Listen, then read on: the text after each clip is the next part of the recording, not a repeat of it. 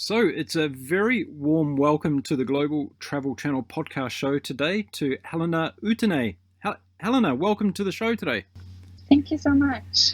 And tell me, whereabouts are you speaking to us from today? I'm currently in Manly in Sydney. In Australia. Sydney. Beautiful Sydney, Australia. But that's not your hometown, of course, is it? No, it's not. I'm from the north, Norway. So beautiful Norway. Yeah. Fantastic. We're going to be speaking to you today about all the highs and lows of being an au pair and coming all the way from Norway. But let's find out a little bit about your journey from Norway first of all. Whereabouts are you exactly from in Norway? I live 30 minutes outside of Oslo, the capital. And that area is called what area that you're from? It's called Asker. Asker, okay. Yeah. And there's a cafe there called Cafe Oscar. Yeah. Do you know it? Yeah. I know that because my puppy dog is called Oscar. Oh. Yeah, it's close to where I live, actually. Oh, okay. Well, it's a beautiful part of the world, and it doesn't matter really whether you're in Oslo in summertime or winter. It can be both spectacular. If you don't like the cold, though, I suggest you don't go there during the wintertime. How is it growing up in the area of Oslo? Is it a nice place to grow up as a young person? Yeah, I think so. I had a good upbringing, safe environment. Okay, that's very good. The next thing I'd like to do is I always ask my guests if they would like to dedicate the show to someone special in their life. So would you like to dedicate the show to somebody special in your life today? My mom and my parents, but maybe especially my mom. She's gone through a lot of stuff and I've been here, so okay, it's for my mom. So a special dedication to your mum. What's your mum's name? It's another Norwegian name. It's Gudrun. Gudrun. Okay. Yes. Well, this is for your mother Gudrun, and I hope it's a nice memory for her to be able to have listening to her daughter on a podcast show. Have you ever been on a podcast before? I have never been on a podcast. First time? It's my first time, yeah. Okay, well, don't worry. I'm going to be very gentle on you. There won't be too many surprises, okay? Great. Let's talk about the wonderful world of being an au pair. Now, what made you decide that you wanted to actually become an au pair? I have always loved kids, always loved playing with them. I've babysitting throughout my teens, and now I had like 6 months before I started school. Yep. So I just jumped on it to be able to go here, and I've thought about it for years actually.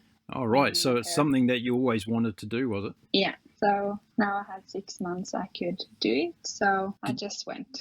Yeah, that's great. Did you know anybody else that was an au pair? Did you get the inspiration from anybody else, or was it just through your own desire to be around kids and loving kids that you wanted to do it? First of all, it was because I love kids and being around them, and then one of my best friends was an au pair in New Zealand for a year. So yeah, so both actually. So she told you all the wonderful things about New Zealand, I'm sure. Yeah, she did. And how did you go about the process to become an au pair? Did you have to register online with different organisations, or how does that work? I registered on Au Pair World. It's one of the biggest online communities to find families and stuff. Mm-hmm. And I also joined several Facebook groups for Sydney, and so I found my first family in Sydney. Yeah. Did you have a desire, I guess, to go to a specific country? Were you looking for an opportunity in a specific country? Yeah, my preference was Australia or New Zealand because I wanted to improve my English and to experience this country because it's so far away. Yeah, I don't think there's any place you can get even further away from Norway than Australia. No, I don't think so. So what was the process like through, so you ended up using Au Pair World as your organisation that you got this role in, is that right? No, it was through the Facebook groups. Oh, Facebook groups. Facebook. Okay. Yeah. You connected with a family, obviously. Did they reach out to you or did you find them? How did that work? They posted an ad and I reply to it and send a little text about myself and what I have been doing. And we talked on the phone and a bit. And how long did the process take from when you first connected with them until you found out that you had been successful in your application process? Everything happened sort of fast because I applied for my working holiday visa and I got that accepted, and then found a family and I talked to them and several other families as well, and then suddenly they said, they wanted me. So and this was 5 days before they wanted me to be there. So I just jumped on the plane 4 or 5 days later. Wow. Yeah. That's a lot of courage. You didn't have a lot of time to talk yourself out of it, did you? No, I didn't. So what was the reaction from your family? I'm sure your mother was very upset when you left home and traveled to the other side of the world. Kind of used it because this last year I have been traveled quite a lot. So not for this long amount of time. Yeah. So, yeah. So where was your first overseas trip to from Norway when you were younger? Oh, the first one was to Denmark. Denmark? I was a couple of months. Okay. That wasn't too far away though. No. So what about a longer trip? What were some of your very first longer trips away from Norway? Where did you go? Oh, I've been to quite a bit countries. It's hard to pick one, but maybe we went to Tunisia when I was around 9 or 10 years old, I think. Yeah. Yeah, that was my first trip outside of Europe, but I've traveled quite a lot inside Europe as well.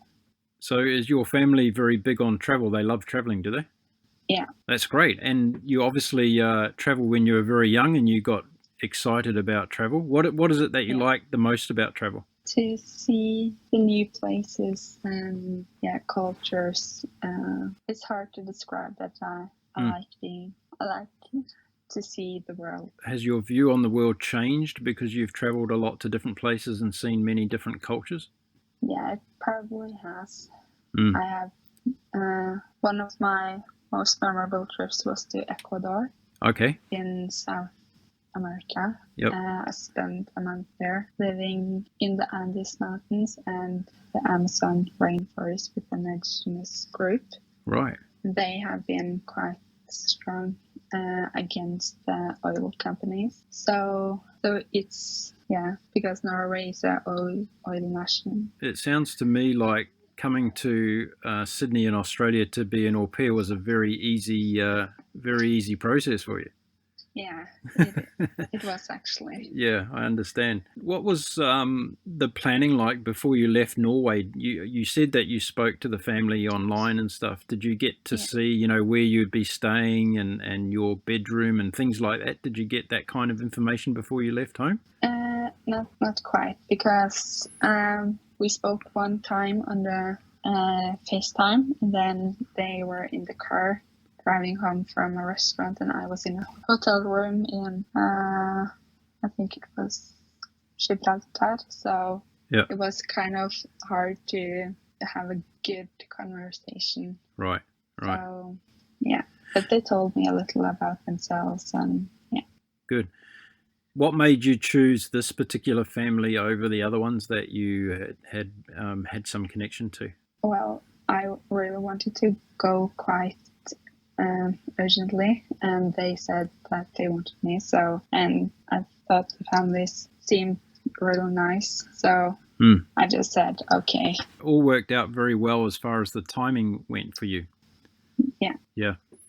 So how was it after the very extremely long flight from Norway to Australia? How did you feel when you arrived in Australia? I was quite tired, but I think I was quite lucky with my flights. I only had one layover in Qatar.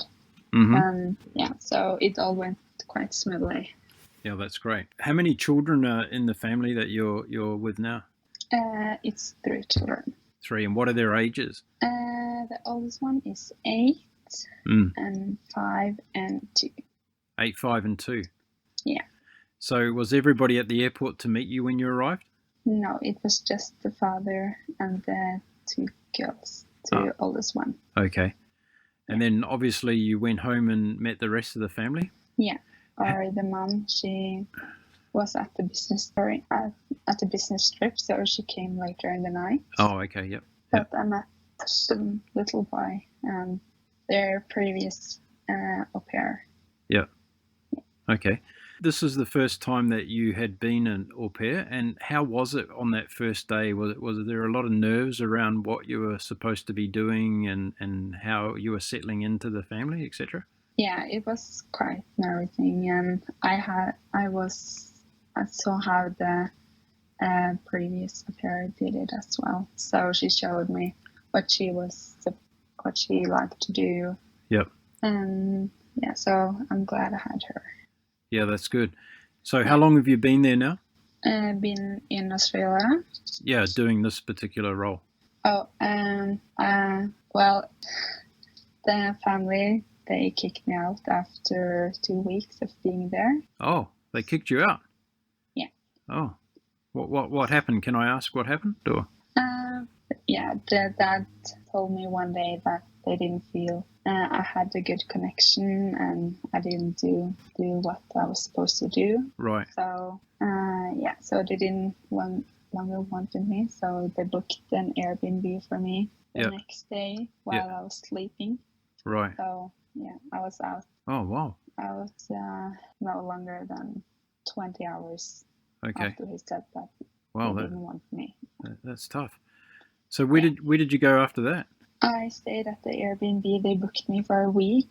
Yep. And then in the meantime, I looked for other families and talked to my parents a lot. Yep.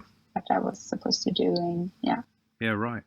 Yeah. So I met this wonderful family I'm with now. So yep. I'm very glad that I'm no longer with them, but the whole situation around it was quite stressing, I think. Yeah. Well, look, I really want to thank you for being so open and honest and sharing this, because this podcast show is about sharing all these different experiences when you travel around the world. And, you know, it's like when you go on a holiday, sometimes things don't work out the way that you expected and things are thrown in front of you to challenge you. And that's exactly what's happened by the sound of it in your situation. But like most of the time, the right thing ends up working out and you find the right connections and away you go again. And it sounds like that's worked out really well for you. Yeah, I think so too. What did you learn from that experience in terms of what did it teach you about yourself when that first one didn't work out quite right? I'm quite shy in the beginning, so probably that I need to be a bit more open and sort of trying more, not to be so, I don't know what it's called, but try to be more on.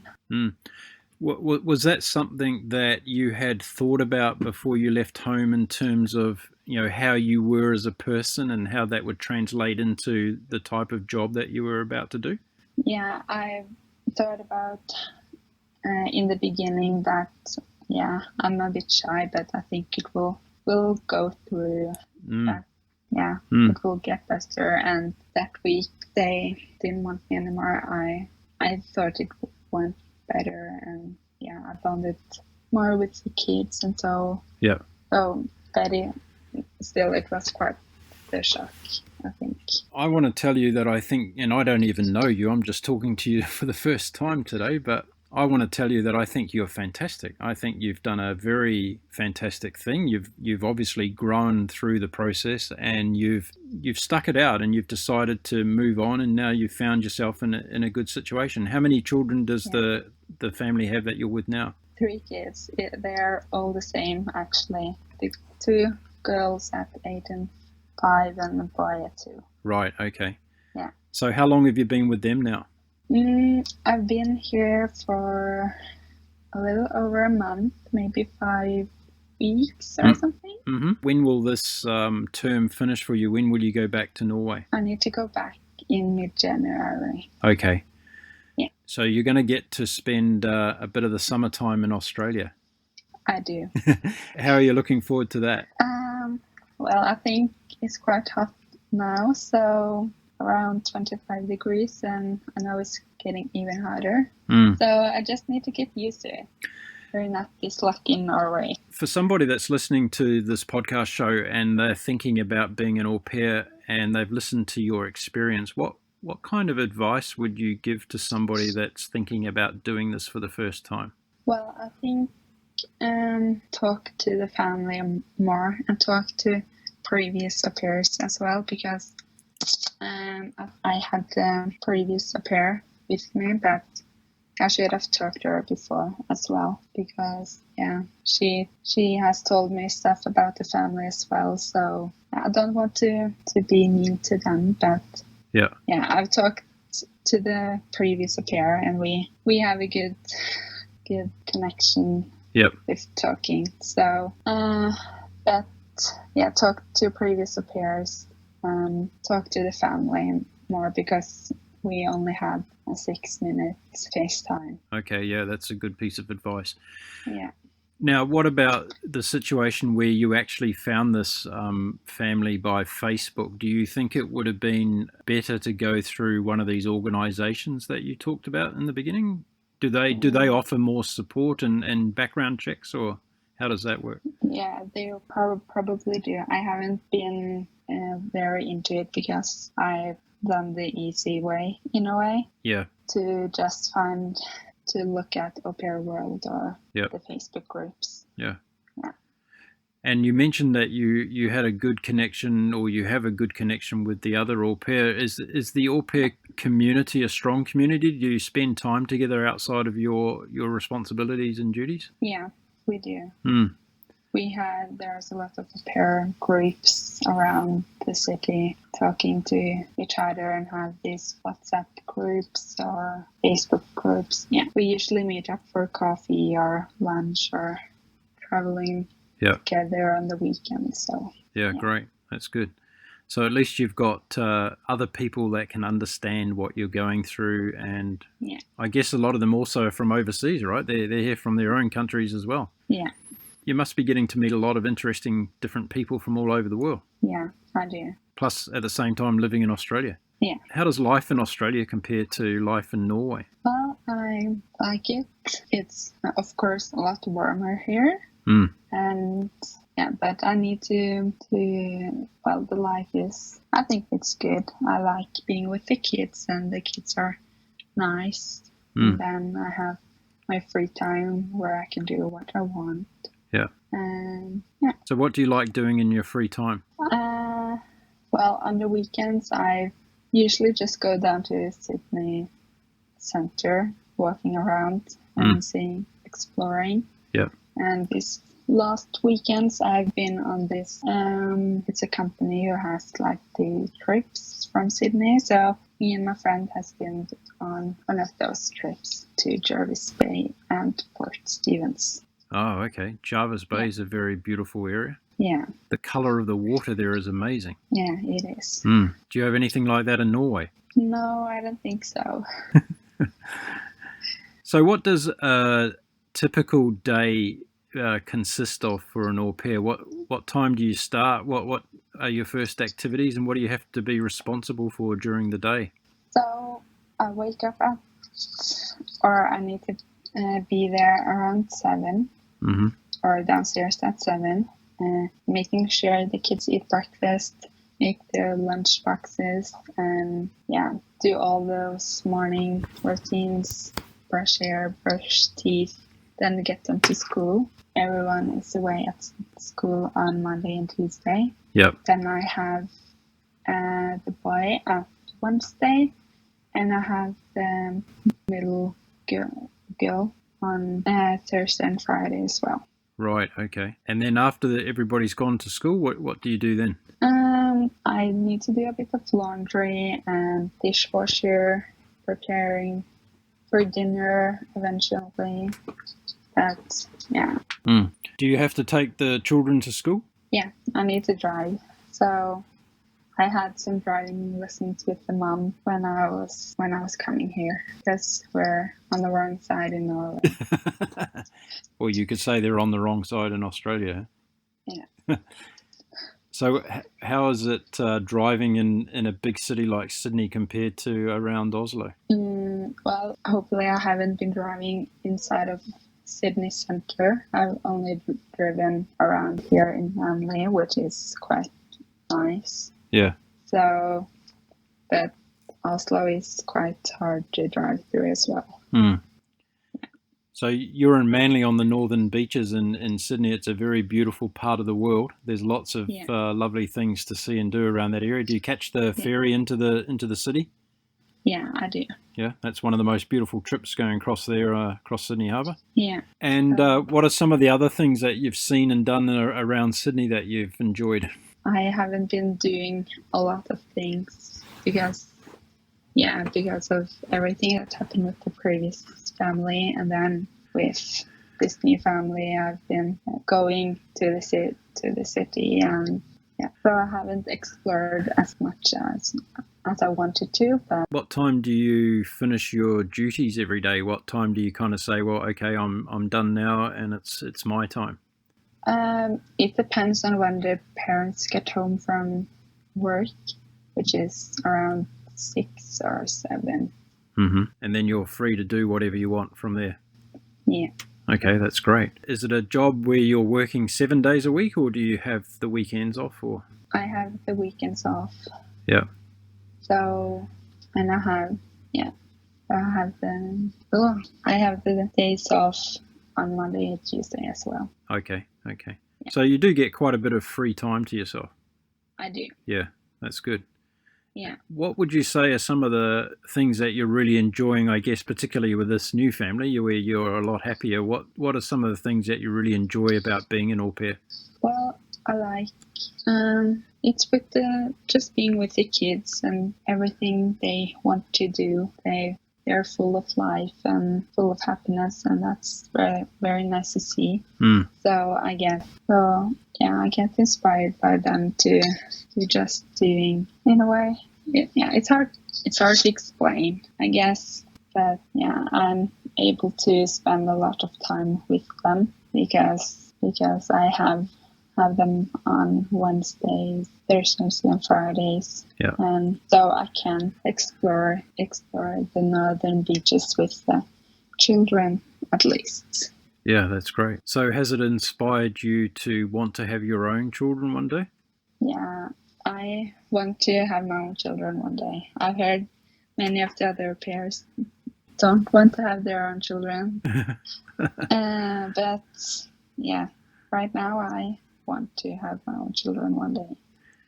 So I guess it's an experience that it's very black and white. Either you love the time that you have with the kids and it makes you, in your case, want to have children, but it can also go the other way where it can teach you, I guess, some of the challenges of having young children.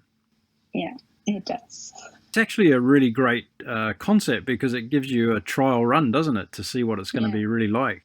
Yeah, it does. Maybe every young girl should go through this process because it will make them determine whether they really want to be a mother or not. Yeah. About longer term, in terms of the views for your life, you're somebody that's done a lot of traveling already. Is that something else that you want to continue doing? Yeah, I really want to continue doing. So I'm starting nursing school in February. Okay. In Denmark. Yep. So then I want to maybe work without Doctors Without Borders or something that I can travel with work in a way. That would be fantastic. Why do you need to go to Denmark to become a nurse rather than doing it back home in Norway? Because, I could have done it in Norway if I wanted to, but Danish and Norwegian is quite similar, so I thought why not try to live outside of Norway, but it's close to home in another way. Yeah, it's a great location really because it's so central to many places, isn't it?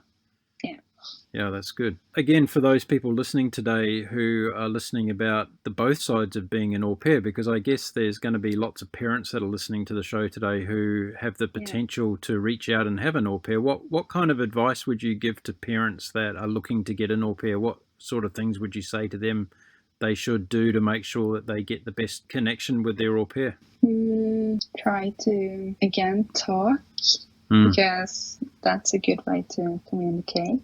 But yeah, communication, I think it's good. Yep. I think that's what the last family, we didn't communicate very well. So that I think that's why I'm no longer there. So yeah, just communicate and talk to them, because I see it's been a huge difference between this family and the last family. Yeah. Here the parents they always ask me what I'm going to do if they see me outside, and if they seem be interested in the au pair, because she's coming probably for a long way to get to know a family. Yep. So yeah, that's good advice. How do you like Sydney as a city? Is it a place that, cities compared to Oslo, it's a big city. It's 5 million people plus in Sydney. It's a very large city geographically. You're staying in a very nice part of Sydney at the moment, but what's your overall view on Sydney as a city? I really like Sydney as a city. So yeah, it's been I like being here and like being exploring. The only thing that annoys me is the buses, and so that they don't show what stop it is or anything. So that's the most annoying thing with the city, I guess. Well, it's one of those things with Australia in general, is public transport is probably, compared to a lot of other places around the world, and probably places that you've been to that have had not only efficient transport systems but also effective transport systems, Australia's still very lacking in that area. Norway's a pretty progressive country and very innovative mindset in your country. So do you find Australia as innovative as Norway or not? I don't know, actually. I haven't thought about it. What about the young people's life in Norway compared to the young people's life in Sydney? Do you think the people living in Australia, the younger people in Australia, have a better way of life than a young person in Norway? I think they need to do a bit more here in Sydney than back home, because home we just go to back home, and like the children go to the daycare and being there all day, and then they get home and spend home with the family and so. But here's so much happening all the time, I guess. With dance classes and football practices, swim lessons. But we do that back home, but they are usually a bit older when they start all these classes. But here, well, I speak from the family I'm with now. They do have a lot going on in the week. So yeah. Do you think the climate conditions and the environment has a lot to do with the different way of lifestyle between Norway and here? Yeah, I think so, because here it's going to be so hot and so warm, and back home we're not used to this kind of heat. So I don't know, because there's a big beach culture, and Norwegian likes to go to the beach, but we like to go to the beach in Spain, I guess. Right. Yeah. Yeah, there's not too many. Well, that's not true. There's a lot of great waterways in Norway, but it's normally the fjords and things versus nice sandy beaches, right? Yeah. What do you miss the most about home other than your family? What are the things that you're missing about Norway? I guess it's some food, like bread. Eventually, I really like milk, so there's a big difference between the milk here and back home. Yeah, absolutely. Yeah. And no, I think I don't really miss anything crazy much except from my family, but oh, well, that's a big thing as well. You're so far away from them, and even in time difference when you're having a phone call, it's a huge gap, isn't it? Yeah. Have you found many Norwegian brands of products while you've been in Sydney? I found the famous Norwegian cheese. Jarlsberg. So, it's my favourite cheese. I got to say, if there's anything that's fantastic other than the cross-country skiers that come out of Norway, it's Jarlsberg. Yeah, I really like Jarlsberg. Yep. Because in Norway, you either love it or you hate it. It's nothing in between. What's your favorite snack food when you're traveling? What do you like to always carry with you to eat while you're on the road? Well, I try to find something new everywhere I go. So here it's a lot of granola bars. So I tried a lot of them because they aren't so big in Norway. Yeah. So right now I think it's granola bars. Okay, granola bars. Yeah. I ask every guest that question and I get a lot of different answers. So that's good, granola bars. Yeah. Now, what about life in Australia when it comes to everyday things like politics and all those things? Do you take much of an interest in those things while you're living in a foreign country? I like to read the news, but here I haven't done it, and that's so bad. Because I in my school I was a news junkie, always checking the news if something has happened. But I check the Norwegian papers, so I know what's happening back home, but not here. Well, that's probably not a bad thing because sometimes it's not worth knowing too much, right? Yeah. Well, you've got a very famous neighbour, a Swedish activist called Greta Thunberg, who's doing a lot of noise around the world at the moment. Are you following her? Yeah. Are you following her journey, and is it something that you're interested in? Yeah, I think she's a good inspiration to the young people.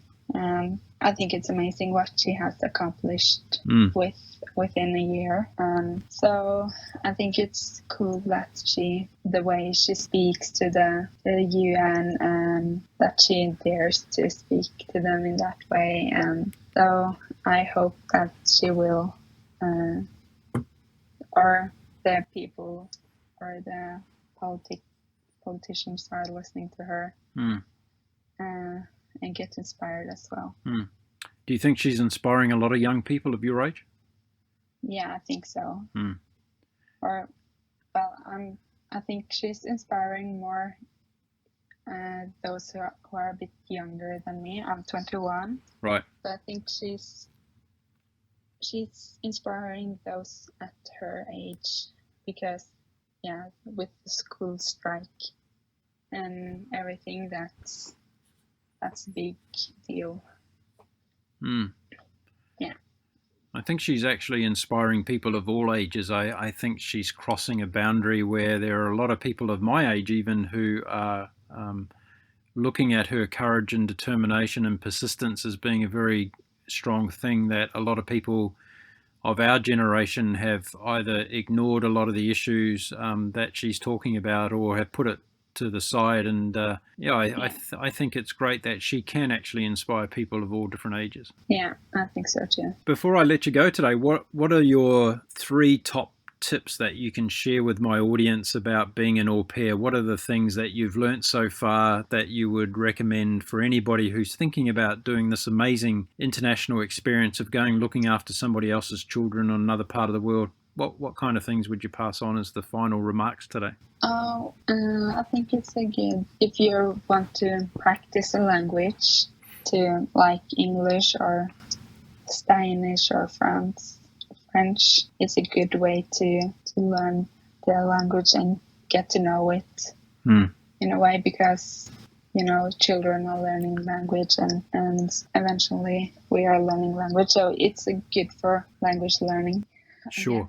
Yeah, absolutely. And I think it's important to be the part of a family and not like a worker of the family. Right. So yeah. And I think it's nice to exchange cultures. Yeah. Because I'm used to one culture and they are used to one thing. So yeah, having different cultural interactions. Yeah. So what are 3 of the places in the world that you haven't visited yet that you really want to go to? I really want to go to South Africa.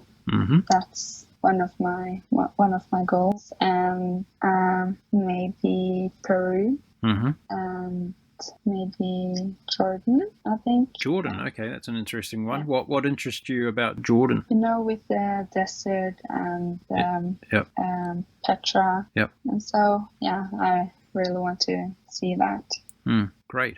Well, I'm sure that you're going to do that, and I'm sure that you're going to go and see all those places. And you know what? You should come back on the Global Travel Channel podcast show one day and tell us about your trips to those places. Yeah, I would love to. That'd be really, really good. Listen, Helena, It's been really fantastic having you on the show today, and I want to thank you for sharing your story because it's very inspirational. And again, I'm going to say it, I think you're a fantastic young person who's gone through a bit of adversity on the other side of the world, away from all your support network, and you've pulled through, and you've gone on, you've found yourself in a happy place now. So well done to you for doing that. And it's been really lovely having you on the show today. So have you enjoyed your first podcast experience? I have.